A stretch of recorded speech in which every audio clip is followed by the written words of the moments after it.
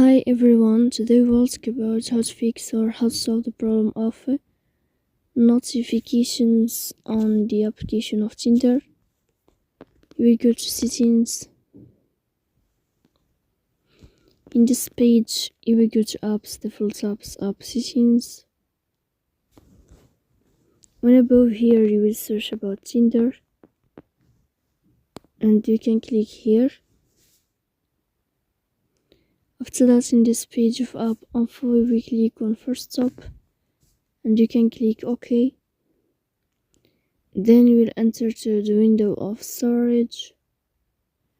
Then you can click on clear cache.